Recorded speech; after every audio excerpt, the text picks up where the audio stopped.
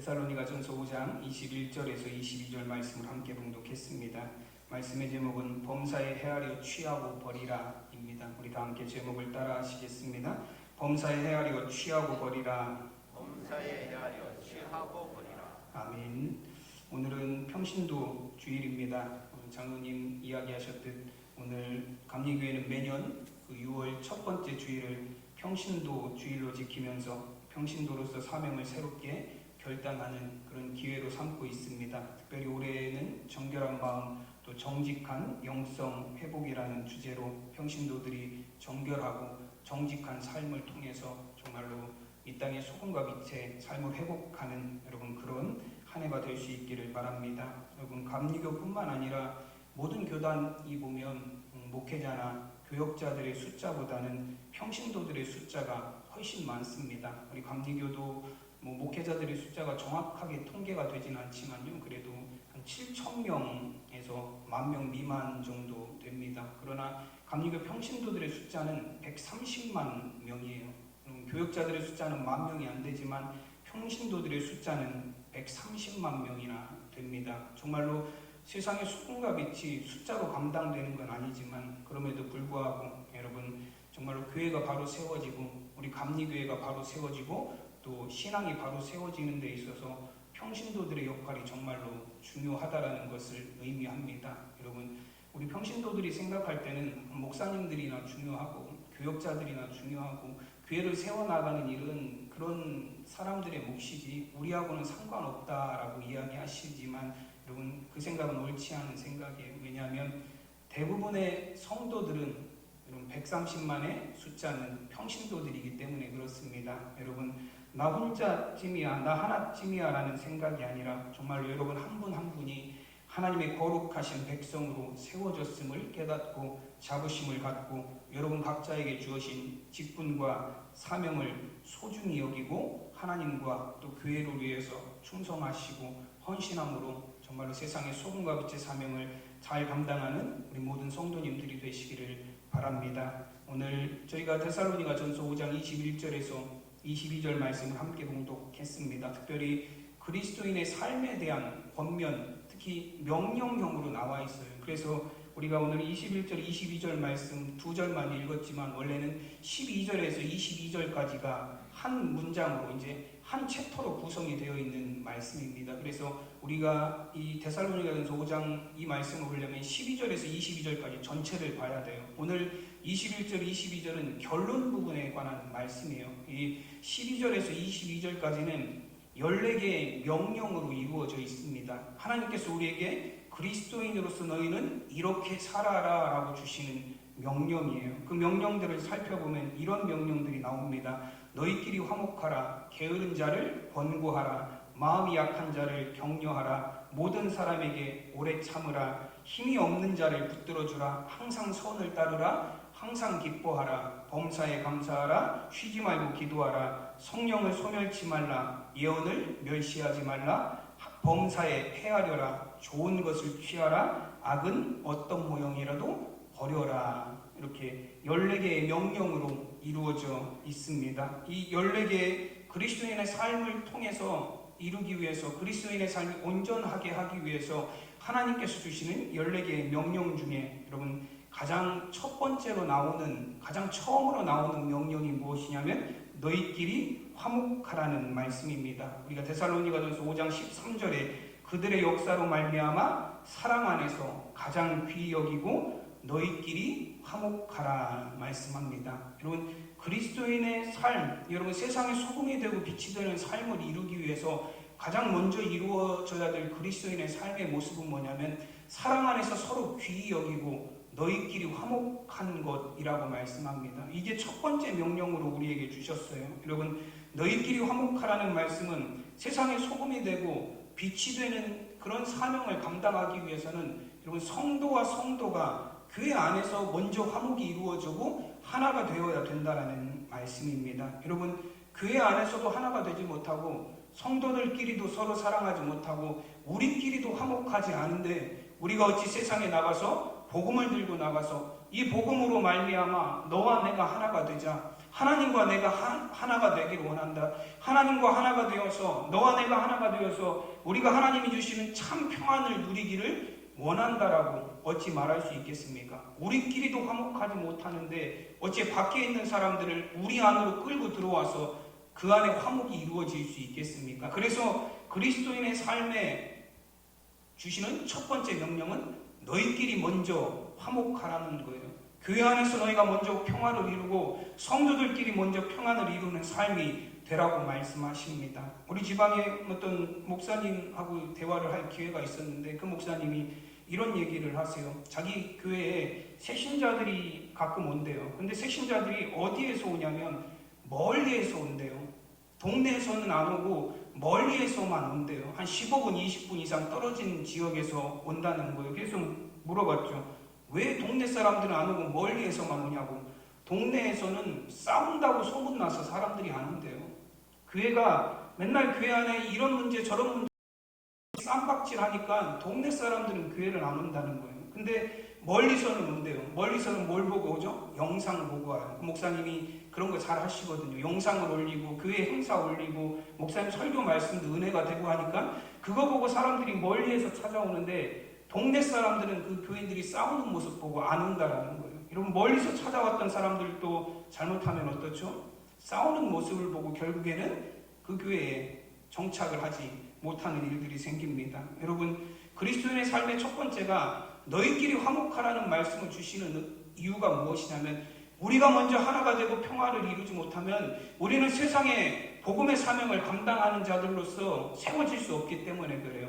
여러분 세상에 하나님의 교회가 소금이 되고 빛되는 사명을 감당할 수 없습니다. 여러분 먼저 우리 안에 화목이 이루어지는 저와 여러분이 되시기를 바랍니다. 여러분 우리가 먼저 정말 복음 안에서 화목하고 복음 안에서 사랑하고 복음 안에서 하나됨을 이루어서 정말로 세상의 소금과 빛의 사명을 잘 감당하는 우리 교회가 되기를 간절히 소원합니다. 오늘 제가 5장 21절 22절 말씀을 통해서 그럼 우리가 그리스도인의 삶을 통해서 여러분 어떤 것들 오늘 범사에 헤아려라고 말씀하시는데 그것이 어떤 의미를 갖고 있는지 우리가 좋은 것을 취하고 악한 것을 버리라는 말씀은 어떤 의미를 갖고 있는지 그렇다면 우리가 취해야 될 헤아리고 생각하고 신중하게 생각해서 취해야 될 것들은 무엇이 있는지를 말씀을 통해서 살펴보도록 하겠습니다. 오늘 21절 말씀입니다.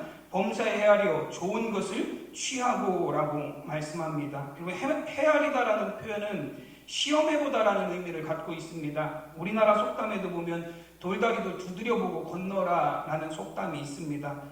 아무리 겉으로 단단해 보여도 문제가 없는지 두드려서 확실히 시험을 해봐야 된다라는 이야기예요. 여러분 돌로 만들어진 다리가 얼마나 튼튼하겠습니까? 돌은 쉽게 부서지지 않습니다. 돌은 단단해요. 그래서 발로 짚고 넘어가도 별 이상이 없을 것 같아요. 그러나 겉으로 보기에 그렇게 보인다 해도 한번 두드려보는 시험을 하라는 거예요. 혹시 그것이 겉보기만 그렇지 깨어진 돌일지 겉보기만 든든해 보이지 그게 중심이 맞지 않아서 밟으면 옆으로 기울어질지 한번 시험을 해보고 확실해지면 그 다리를 건너라는 이야기입니다. 여러분 범사에 헤아리라는 말씀은 그리스도인들은 모든 일에 있어서 항상 신중하게 판단하고 생각해 봐야 된다라는 거예요. 여러분 순간의 감정에 의한 판단이라 겉으로 보여지는 것만 가지고는 평가하지 말라는 말씀이에요. 하나님도 외모로 사람을 평가하지 않으신다라고 말씀하셨듯 여러분 겉보기에 그럴듯하다 그래서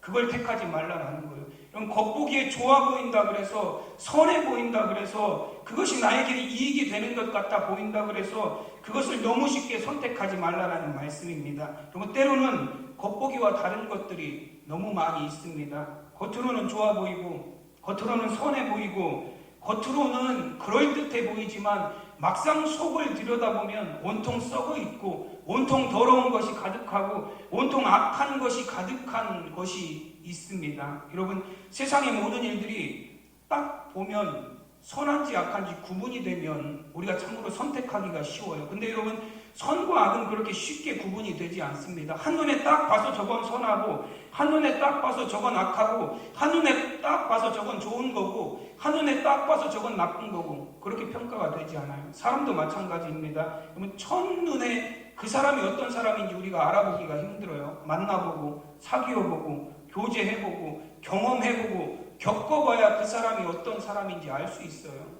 여러분, 겪어보고도 우리가 속는 일들이 얼마나 많은지 모릅니다. 그래서 우리는 함부로 사람을 판단하거나 함부로 어떤 일에 대해서 판단하는 걸 굉장히 신중히 해야 됩니다. 여러분, 우리가 시험을 통해서, 증명을 통해서 정말로 어떤 것이 선한 것인지를, 어떤 것이 좋은 것인지를 신중하게 판단할 수 있는 저와 여러분이 되시기를 바랍니다. 그리고 좋은 것을 우리가 범사에 헤아려서 좋은 것을 구분하고 그 다음에 해야 될 일은 뭐라고 말씀하시냐면 좋은 것을 취하라 말씀합니다. 우리가 선한 건지 악한 건지 좋은 건지 나쁜 건지를 신중하게 구분한 이후에는 일단 선한 것이고 좋은 것으로 판단이 되면 그 좋은 것을 취해야 된다라고 말씀하세요. 이 취한다라는 단어가 헬라어에 보면 카테코라는 단어를 사용했습니다. 근데 이건 어떤 의미냐면 꽉 붙잡다라는 뜻이에요.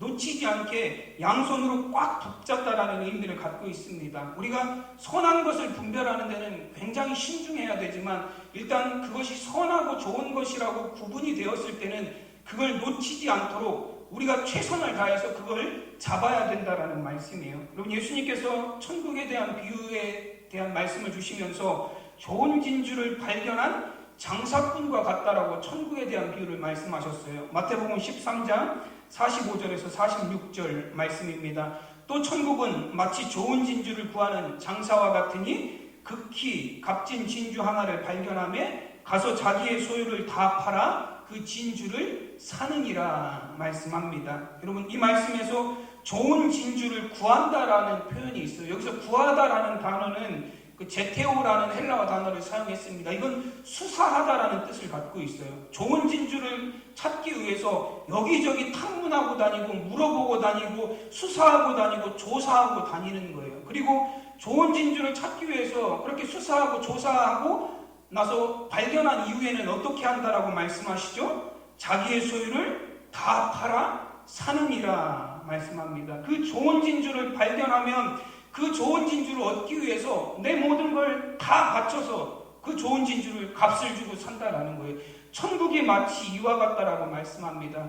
여러분, 천국은 우리에게 어떤 대가를 치르더라도 반드시 얻어야 될 가장 소중하고 좋은 것이다라고 말씀합니다. 여러분, 좋은 것을, 선한 것을 우리가 발견했으면, 우리가 신중하게 생각하고 좋고 선한 것을 구분했으면 그걸 반드시 취해야 됩니다. 반드시 그걸 우리의 것으로 만들어야 될 줄로 믿습니다. 여러분, 천국은 하나님께서 우리에게 약속하신 가장 확실하고도 분명한 약속입니다. 여러분, 그 천국을 우리의 삶 가운데 반드시 소유하는 저와 여러분의 삶이 되시기를 간절히 축원합니다. 그래서 천국은 심노하는 자의 것이라 말씀하셨어요. 그걸 얻기 위해서, 천국을 갖기 위해서 모든 걸 다 내어놓고라도 그 천국을 소유하기 위해서 심노하는, 노력하는 자의 것이다라고 말씀하십니다. 여러분, 좋은 것에 대해서는 우리가 반드시 구분하고 선한 것을 우리가 취해야 반드시 그걸 소유해야 된다라고 말씀하세요. 그러나 그럼 반면에 악에 대해서는 무엇이라고 말씀하십니까? 22절 말씀입니다.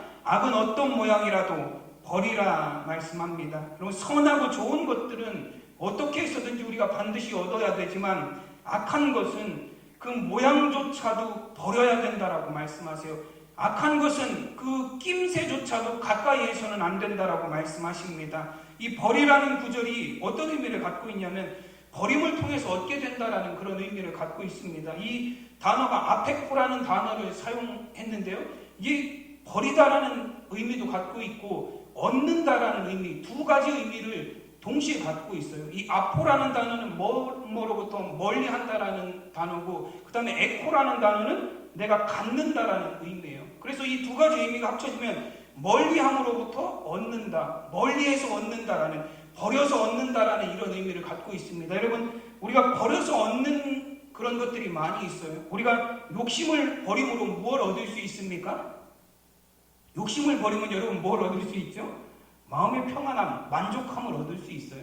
욕심을 버리면 평안함을 얻을 수 있습니다. 여러분, 버림을 통해서 우리가 얻는 것들이 굉장히 많이 있습니다. 여러분, 우리가 미움을 버림으로, 우리가 시기와 질투심들을 버림으로 긍휼함을 얻게 될 것이고, 교만함을 버림으로 온유함을 얻게 될 것입니다. 여러분, 악을 버리라는 말씀은 어떤 의미냐면 우리가 악을 버림으로 선을 비로소 취할 수 있는 상태가 된다라는 거예요. 여러분, 우리가 선과 악의 중간지대를 살아가는 분들이 굉장히 많이 있어요. 선도 행하지만 악한 일들도 서슴없이 하는 사람들이 많이 있습니다. 말씀 안에서 살려고 노력하지만 우리의 삶 가운데 악한 일들이 계속 나타나는 경우도 많이 있어요. 우리가 왜 적극적으로 선을 취하는 삶을 살지 못하냐면 악을 버리지 않기 때문에 그래요. 우리가 악을 버려야 우리의 삶 가운데 하나님의 진정한 선이 이루어지는데 우리는 악한 것들을 버리지 못해요. 악한 것도 버리지 못하고 선한 것도 그래서 취하지 못하는 어정쩡한 삶을 그리스도인들이 살아갑니다. 여러분, 그러나 선한 것을 발견하고 그 선한 것을 얻는 삶은 어떻게 이루어지냐면 악한 것을 버릴 때 이루어지는 거예요.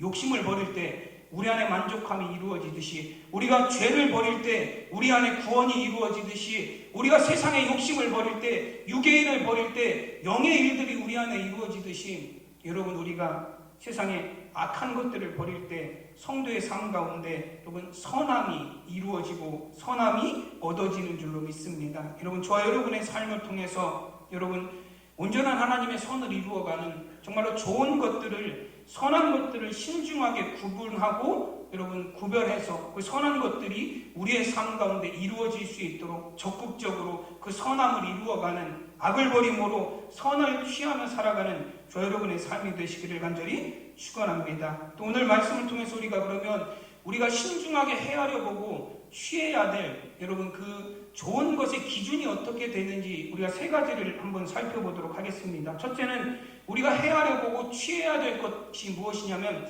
하나님이 기뻐하시는 뜻이 무엇인가를 우리가 헤아려 봐야 됩니다. 우리 삶 가운데 일어나는 일 중에서 하나님이 기뻐하시는 것이 무엇이고 하나님이 원하시는 것이 무엇이고 하나님이 선하게 여기시는 것이 무엇인지를 구분하고 헤아릴 수 있는 저와 여러분이 되시기를 바랍니다. 로마서 12장 2절에서는 이렇게 말씀합니다. 너희는 이 세대를 본받지 말고 오직 마음을 새롭게 함으로 변화를 받아 하나님의 선하시고 기뻐하시고 온전하신 뜻이 무엇인지 분별하도록 하라 말씀합니다. 여러분, 하나님이 기뻐하시고 하나님이 선하시고 하나님이 원하시는 것이 무엇인지를 분별하라 말씀하십니다. 많은 성도들이 빠지는 함정 가운데 하나가 마치 내 뜻을 하나님의 뜻인 것 마냥 착각한다라는 거예요. 내가 기뻐하는 걸 하나님이 기뻐하신다라고 생각한다라는 거예요. 여러분, 그러나 내 뜻은 하나님의 뜻과 다릅니다. 내 생각은 하나님의 생각과 달라요. 내가 기뻐하는 걸 하나님이 기뻐하시지는 않습니다. 때로는 그런 경우도 있지만 그것이 결코 맞는 건 아니에요. 100%다 맞는 건 아니에요. 그래서 우리는 늘 하나님 중심으로 생각할 줄 알아야 돼요. 하나님의 말씀을 중심으로 판단할 줄 알아야 됩니다. 하나님이 원하시는 것이 무엇인지, 내가 원하는 게 아니라 하나님이 원하시는 것이 무엇인지, 내 생각이 아니라 하나님의 생각이 무엇인지, 내가 기뻐하는 것이 아니라 하나님이 기뻐하시는 것이 무엇인지를 우리는 생각할 줄 알아야 돼요. 여러분, 그럴 때 우리가 하나님 안에서 기쁨을 누릴 수 있습니다. 예수님께서 마태복음 16장에서 베드로를 책망하세요. 베드로는 예수님을 생각하고 예수님을 위해서 얘기했는데 오히려 예수님은 베드로를 책망하십니다. 이 일이 언제 일어났냐면 예수님께서 처음으로 고난에 관해서 말씀하셨을 때예요. 예수님이 십자가에서 죽으셔야 되고 예수님이 채찍에 맞으시고 고난을 당하셔야 된다라는 그런 얘기를 제자들에게 처음으로 하셨을 때 베드로가 예수님을 향해서 이렇게 말합니다. 마태복음 16장 22절 말씀이에요. 베드로가 예수를 붙들고 항변하여 이르되 주여 그리 마옵소서, 이 일이 결코 주께 미치지 아니하리이다 라고 말씀하셨습니다. 예수님은 세상을 위해서, 세상을 구원하기 위해서 고난을 당해야 되고 십자가에서 죽음을 당해야 됨을 말씀하셨는데 베드로는 예수님을 향해서 예수님, 그런 일이 일어나서는 안 됩니다.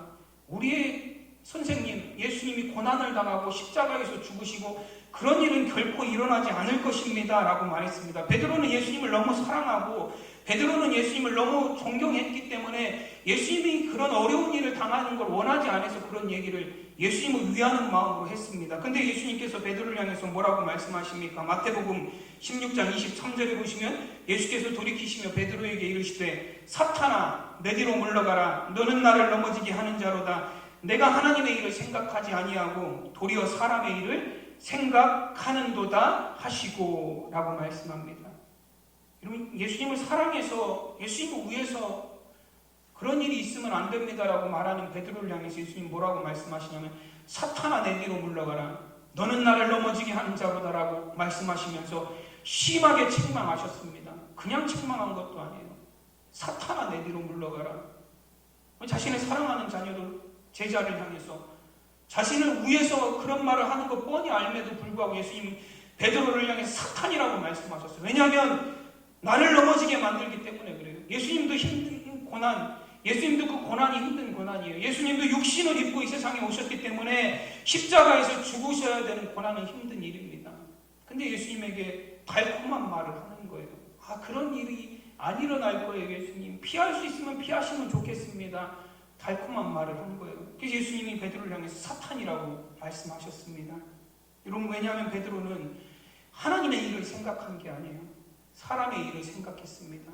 하나님의 구원이 예수님을 통해서 이루어져야 될 그 십자가를 통해서 예수님의 고난을 통해서 세상의 모든 죄를 멸하시고 사망을 이기실 예수님의 일, 하나님의 일을 생각한 것이 아니라 당장 지금 눈앞에 일어나는 그 고난을 피하고 아픔을 피할 수 있는 사람의 작은 일들을 생각했기 때문입니다. 여러분, 우리도 하나님이 기뻐하시는 일이 무엇인지를 신중하게 생각하지 않으면 우리도 베드로와 같이 그렇게 살아갈 수밖에 없어요. 눈앞에 작은 고난 때문에 하나님이 우리를 통해서 이루실 하나님의 나라를 포기하는 일을 우리가 이런 어리석은 일을 범합니다. 여러분, 내가 안에 있는 작은 분노 하나를 참지 못해서 여러분, 우리에게 하나님이 주신 하나님의 영광을 잃어버리는 삶을 우리가 살아갑니다. 눈앞에 작은 유혹 때문에 우리가 그 유혹을 참지 못해서 우리가 하나님이 우리에게 약속하신 천국에 대한 영원한 약속을 저버리는 어리석은 일들이 얼마나 많이 있는지 모릅니다. 여러분, 하나님이 기뻐하시는 일이 무엇인지 생각하지 않으면, 하나님이 우리에게 원하시는 일이 무엇인지 생각하지 않으면, 하나님이 보시기에 선한 일이 무엇인지 우리가 생각하지 않으면 우리도 사람의 생각에 휘둘려서, 사람의 말에 휘둘려서, 사람의 일에 관심을 갖고 세상의 일에 쫓겨 사느라 하나님이 원하시는 것, 하나님이 기뻐하시는 것을 잊고 살아갑니다.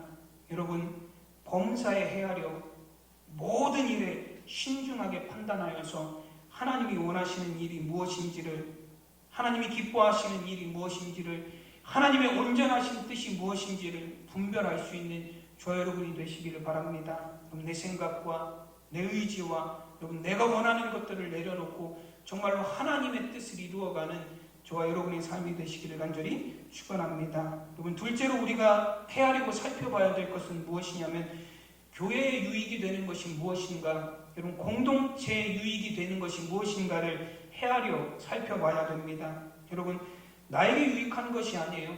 공동체를 위해서 또 교회를 위해서 여러분 나의 유익을 과감하게 포기할 수 있는 희생 정신이 있어야 됩니다. 고린도전서에 보면 그 고린도 교회에 관한 말씀이 나와 있어요. 고린도 교회는 은사가 굉장히 많고 정말로 은사와 성령이 충만한 교회였습니다. 고린도전서 5장 7절 말씀해 보시면 너희가 모든 은사에 부족함이 없이 우리 주 예수 그리스도의 나타나심을 기다림이라 말씀합니다. 이런 교회에 모든 은사에 부족함이 없어요. 그래서 예언하는 사람도 있고 방언받아서 방언하는 사람도 있고 구제의 은사를 받은 사람도 있고 가르치는 은사를 받은 사람도 있고 여러 은사를 받은 사람들이 교회 안에 많이 있었습니다. 그래서 여러분 그 은사를 가지고 그 사람들이 많이 활용을 했어요. 근데 여러분 고린도 교회에 대해서 고린도전서 1장에서 소개하는 고린도 교회에 대한 소개 첫 장에서 나오는 이야기가 뭐냐면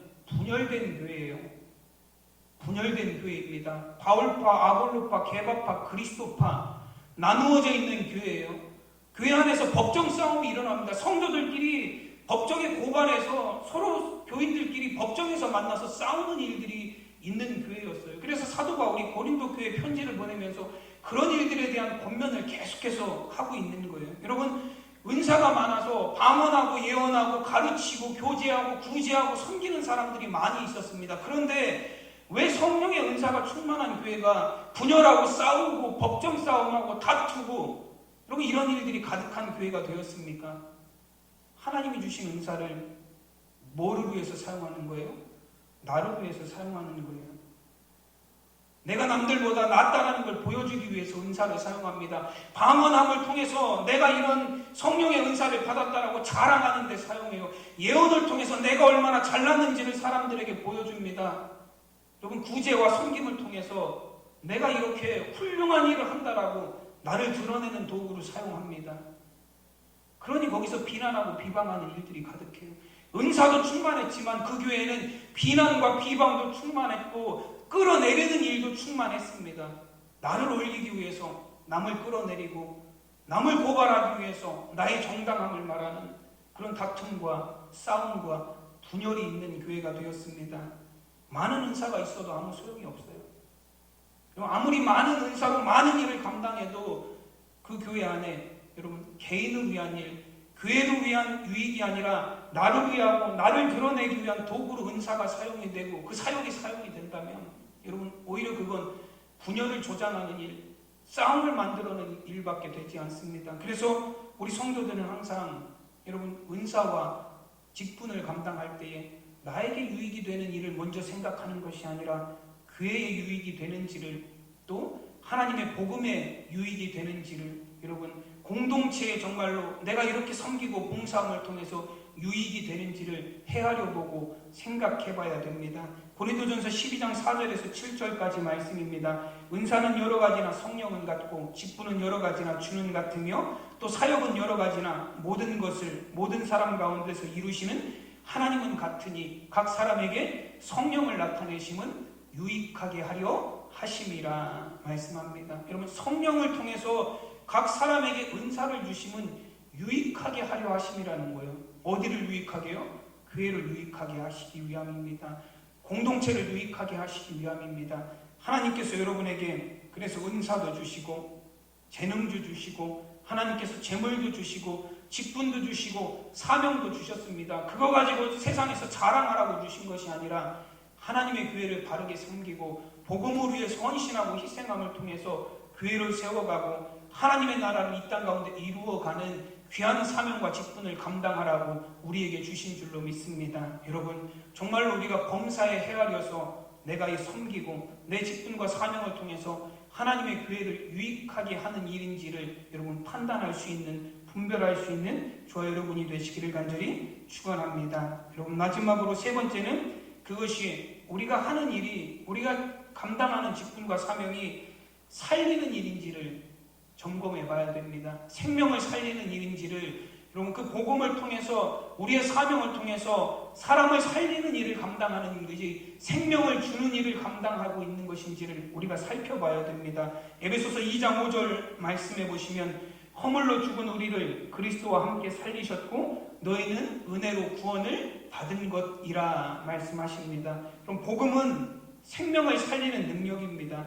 죄와 허물로 인해서 죽은 우리를 살리시기 위해서 그리스도 예수께서 이 땅에 오셨습니다. 그리고 십자가에서 우리의 모든 죄를 다 짊어지시고 대속하심으로 우리가 죄사함 받았고 하나님의 구원받은 백성이 되었습니다. 이제 사망이 우리에게서 떠나가고 그 복음으로 말미암아 우리 안에 영원한 생명이 들어오게 되었다라는 것입니다. 그래서 사도 바울은 로마서 1장 16절에서 고백합니다. 내가 복음을 부끄러워하지 아니하느니 이 복음은 모든 믿는 자에게 구원을 주시는 하나님의 능력이 됨이라 말씀합니다. 복음은 모든 믿는 자들을 구원하는 능력입니다.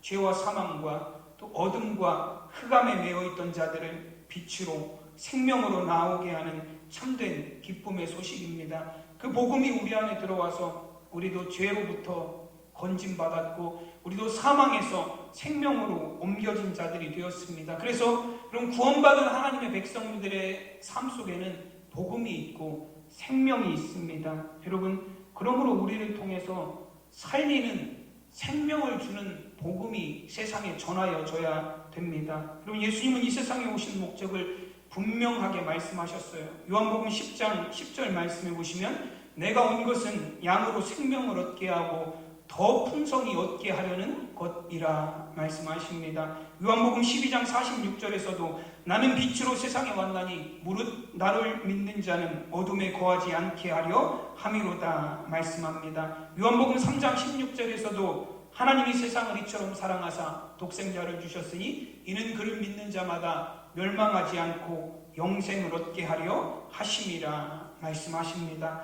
하나님께서 우리에게 생명을 주시려고 어둠 가운데 있던 우리를 빛으로 인도하시려고 멸망이 아니라 영생을 위한 삶을 살게 하시려고 복음을 주셨고 예수님을 이 땅에 보내셨습니다. 그 복음을 받은 우리도, 그 생명이 우리 안에 있는 성도들도 세상에 그 살리는 복음, 생명의 복음을 나누며 전하는 자들이 되어야 된다는 말씀이에요. 여러분, 에스겔서를 보면 성전에 관한 환상이 나와 있습니다. 그 성전의 환상을 보면 그 성전에서 생수의 강이 흘러나와요. 그리고 생수의 강이 흘러서 나가는 곳마다 여러분, 그 강 주변에는 어떤 일이 일어납니까? 죽나요? 다? 살아나는 일들이 일어나요. 여러분, 나무들이 살아나고 식물이 살아나고 짐승들이 살아나고 그 강이 흘러가는 강 주변마다 성전을 중심으로 흘러나온 그 생수의 강이 흘러가는 곳마다 생명이 살아나는 역사가 일어나요. 여러분, 하나님의 성도들이, 하나님의 백성들이 하나님의 성전에서 예배하고 가르침받고 이곳에서 생명을 얻고 세상을 향해서 나아갈 때 그 성도들의 걸음걸음이 어떤 걸음이 되어야 된다라는 말씀이에요.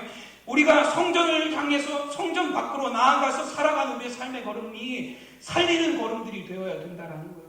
생명을 전하는 걸음들이 되어야 됩니다. 우리가 성전을 나가서 우리 가정으로 돌아가면 우리 가정에서 우리가 살리는 사명을 감당하는 사람이 되어야 됩니다. 우리가 성전을 나가서 우리 직장에 가면 우리가 살리는 사람이 되어야 되고, 우리가 살아가는 삶의 터전에 가서도 우리가 생명을 살리는 사명을 감당하는 사람이 되어야 됩니다.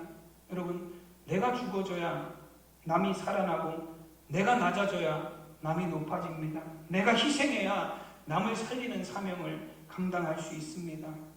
그래서 살리는 사람은 항상 겸손하고 온유한 성품을 갖고 있습니다. 그것이 그리스도인의 성품이에요.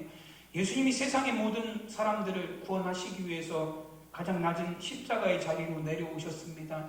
그곳에서 십자가에서 죽으시고 그 모든 죄를 대속하심으로 말미암아 세상의 수많은 죄인들 구원하시고 여러분 생명을 허락하여 주셨습니다.